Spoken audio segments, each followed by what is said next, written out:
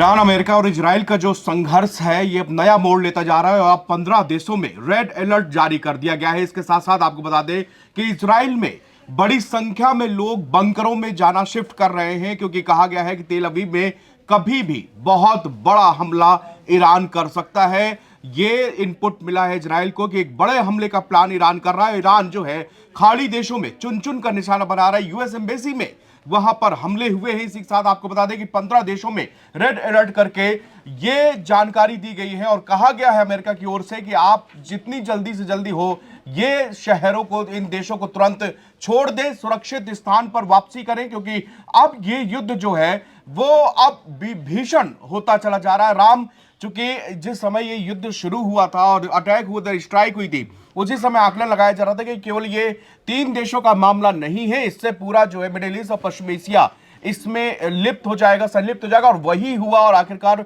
15 देशों में red alert जारी कर दिया गया है। बिल्कुल इस समय की बड़ी खबर है ये। और ईरान के जो सुरक्षा प्रमुख हैं लारिजानी, उनकी तरफ से एक स्टेटमेंट आया है जिसने पूरे खाड़ी में हड़कंप मचा दिया है।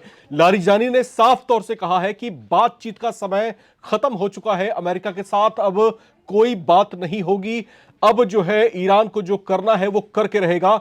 और जिस तरह के हालात अब दिखाई दे रहे हैं, साफ तौर से दिखाई दे रहा है विनीत कि अमेरिकी सेना इस समय पूरी तरीके से बैकफुट पर आ रही है। कुवैत में जो यूएस दूतावास है उसको खाली कर दिया गया है। यह बोला गया कि अगला जो नोटिस आने तक जो है यूएस दूतावास कुवैत में खाली रहेगा। इससे पहले जो बड़ा घटनाक्रम हुआ था सऊदी अरबिया में, जो यूएस एम्बेसी है उसके परिसर में 2 बड़े ड्रोन अटैक्स हुए थे, जिससे अमेरिकी सेना जो है पूरी तरीके से थर्रा गई थी। बिल्कुल, कुवैत में भी यही हाल है। कुवैत में भी वहां भी यूएस एम्बेसी के पास सोमवार को भयंकर धुआं वहां पर निकल रहा था और लोग बता रहे थे कि बहुत तेज आवाज यहां पर अटैक आया था। हालांकि यह नहीं बताया गया कि एम्बेसी में क्या किसी को नुकसान पहुंचा या नहीं पहुंचा, इसलिए सभी जो इस देशों के एम्बेसी हैं इनको भी एक एक करके अमेरिका बंद कर रहा है ताकि कैजुअलिटीज को वहां पर कम किया जा सके, क्योंकि ये बिल्कुल असंभव है कि यहां पर कैजुअलिटी नहीं हुई होगी, क्योंकि भारी मात्रा पर बमबारी और मिसाइलें और ड्रोन अटैक यहां पर लगातार ईरान करता चला जा रहा है। और बिल्कुल भी अभी भी किसी भी तरह से ईरान रुक नहीं रहा है। चाहे आप बातचीत की टेबल पर जब नौबत थी तो उसने बातचीत से साफ इनकार किया है और वो कह रहा है कि अब मैं जब तक लड़ूंगा जब तक हम चाहेंगे, या हम आखिरी सांस तक लड़ने की जिद में ईरान लग चुका है। और ये जो है अमेरिका समेत उन खाड़ी देशों के लिए बहुत बड़ी खतरे की घंटी भी है। और ईरान जो है इस समय मल्टी फ्रंट स्ट्राइक करता हुआ दिखाई दे रहा है। महत्वपूर्ण बात यहां पर यह है कि ईरान की जो स्पेशल फोर्स है IRGC, उसकी तरफ से एक बड़ा दावा किया गया है। उसने कहा है कि कुवैत में हमने आरिफ जान बेस, जो कि अमेरिकी सैन्य अड्डा है कुवैत में, इसके ऊपर जो है 10 बड़े स्ट्राइक्स किए हैं। उसने दावा किया है कि यहां पर जो है बहुत बड़ी कैजुअलिटी हुई है। हालांकि इसमें कितना जानो माल का नुकसान हुआ है अमेरिका को इस बारे में कोई औपचारिक गणना सामने नहीं आई, लेकिन ईरान ने डंके की चोट पर यह दावा किया है कि उसने कुवैत में एक भारी नुकसान अमेरिकी सेना को पहुंचा दिया है। और दूसरी बड़ी बात यह कि US department state of consular मामलों की जो असिस्टेंट सेक्रेटरी हैं, मोरा नामदार उनका नाम है, इन्होंने साफ तौर से ये एडवाइजरी जारी कर दी है कि अमेरिकी नागरिक जो सऊदी अरबिया में, UAE, Kuwait, Bahrain, Oman, Qatar, मिस्र, Iraq, Iran, Israel, West Bank, Gaza, Jordan, Lebanon, Yemen और सीरिया में रह रहे हैं, वो तुरंत इन देशों को खाली करें, तुरंत वापस अमेरिका लौटे।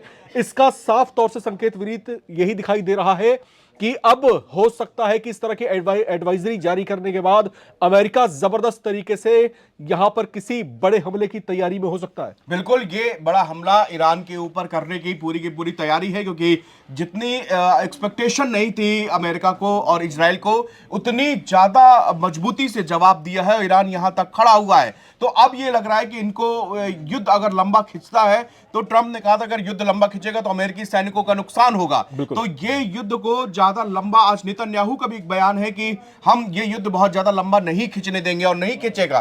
तो आप इन सब बयानों का अगर आकलन करेंगे तो आपको समझ में आएगा कि अब जो है अगले 1 या 2 दिनों के अंदर या 3 दिनों के अंदर जब भी अमेरिका को लगेगा या इजराइल को कि हमारे सब लोग सुरक्षित ठिकानों पर पहुंच गए, लेकिन उन लोगों का सुरक्षित ठिकानों पर वापसी जाने का भी एक बहुत बड़ा इशू है, क्योंकि बड़ी संख्या में लोग हैं, उनके लिए अभी तक अमेरिका ने कोई स्पेशल फ्लाइट्स की व्यवस्था वहां पर नहीं की है, बिल्कुल। तो वो लोग कैसे जाएंगे, ये भी एक बहुत बड़ा इशू है। भगदड़ जैसी स्थिति देशों में मच रही है और जो खाड़ी देश है वो सारे जो है वो यही सोच रहे हैं कि हम अपने यहाँ शांति व्यवस्था कैसे बनाए रखें, क्योंकि दुबई में अभी हमने एक इंटरव्यू किया है राम, जो दुबई में रहने वाले एक मर्चेंट नेवी के ऑफिसर है, तो उनसे कैप्टन से बात करी तो उन्होंने बताया कि यहाँ पर सबसे महफूज शहर दुनिया का ये माना जाता है, लेकिन वहां भी बम्बार्डिंग हुई है। हालांकि यहाँ पर एयर डिफेंस सिस्टम ने बहुत सारी मिसाइलें रोकी हैं, लेकिन कह रहे हैं कि उनकी जो आवाजें हैं और जो उनके टूटने के बाद में जो पार्ट हैं वो सिविलियन एरिया में गिर रहे हैं, तो उसके कारण दहशत है। लेकिन कह रहे कल शाम से लेकर अब तक हालात अभी तक शांत है, लेकिन ये कब तक रहते हैं ये बहुत बड़ी बात है, क्योंकि ईरान जो है वो बहुत तेजी से इस युद्ध में इन्वॉल्व है। और ये सब विनीत तब हो रहा है जब अमेरिका ने बहुत बड़े स्तर की तैयारियां की हुई थी। जो पर्शियन ओशन है या फिर जो अरबियन ओशन जो है वहां पर जो है यूएसएस गेराल्ड फोर्ड, इसके अलावा यूएसएस अब्राहम लिंकन, जो कि उसके जबरदस्त और दुनिया के सबसे खतरनाक कहे जाने वाले जो बैटल शिप्स हैं उसको तैनात किया गया था। परमाणु पनडुब्बियां वहां पर खड़ी की गई थी। इसके अलावा और तमाम तरह के साजो सामान युद्धक वहां पर लॉन्च किए गए थे। इन सब तैयारियों के बाद भी जो है अमेरिका कहीं ना कहीं अपने आप को समेटता हुआ, अपने आप को एक तरीके से कह सकते हैं कि डिफेंसिव मोड में आता हुआ दिखाई दे रहा है। डोनाल्ड ट्रंप की तरफ से एक स्टेटमेंट आया था अभी कल ही, उसने सबको चौंकाया। डोनाल्ड ट्रंप ने कहा कि मैं ईरान के नए नेतृत्व से यह अपील करता हूं कि आइए हम मेज पर बैठे और बातचीत करें। यह स्टेटमेंट आना ही कहीं ना कहीं दुनिया को हैरान कर रहा है और साथ ही साथ यह भी जाहिर कर रहा है कि अमेरिका अब जो है चाहता नहीं है कि आमने सामने का युद्ध हो। अमेरिका चाह रहा है कि अब ये शांत हो जाए, वरना ईरान अभी जिस मोड में है ऐसा लगता है कि वो त्रासदी मचाने की स्थिति में है, आर या पार की लड़ाई करने की स्थिति में है।